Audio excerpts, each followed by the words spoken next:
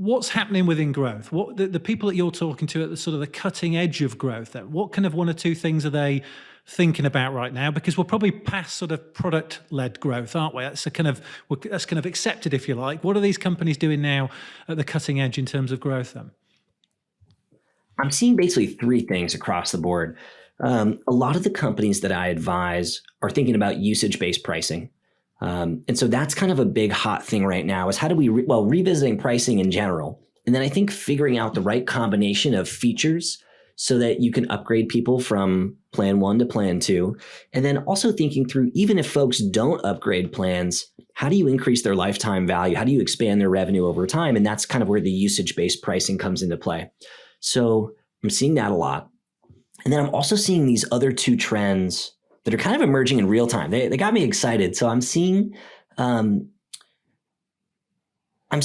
and more companies implement light versions of their products on their website, almost like an interactive experience, basically. So people can start playing with the product before you actually fill out the form and sign in. And I'm seeing this for a couple of reasons, but I think a lot of these product-led companies are realizing that more signups isn't always better. And they do, if the growth marketer does a good job and they make it easy to sign up and they get more people to sign up and they make the button more clear and the page juicier, eventually more people will sign up. But what the growth PM will say is, hey, 30% of these people who are signing up don't actually do anything. They sign up, they poke around for a few minutes and they're gone and they're never coming back.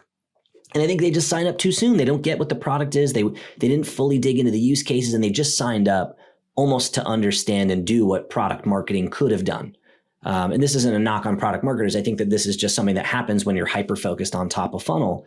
And so what I'm seeing are these companies that are allowing those pokers basically to check out the product and play with it a little bit. And at a certain point, maybe prompt someone to continue using the product and to save their progress inside. And that's kind of how you take the person who's poking around on the website, show them some value, and then put them in the product when they're ready.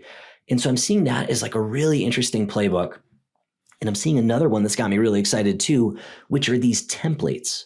So again, to solve that same problem of, hey, I signed up and I'm going to poke around for a few minutes and I'm never coming back.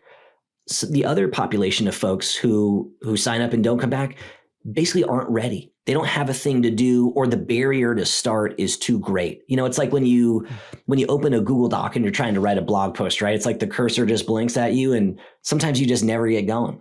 And so what I'm seeing are these companies that are creating these pre-built templates. So when you sign up, if you don't know how to get started, that it jumpstarts that process.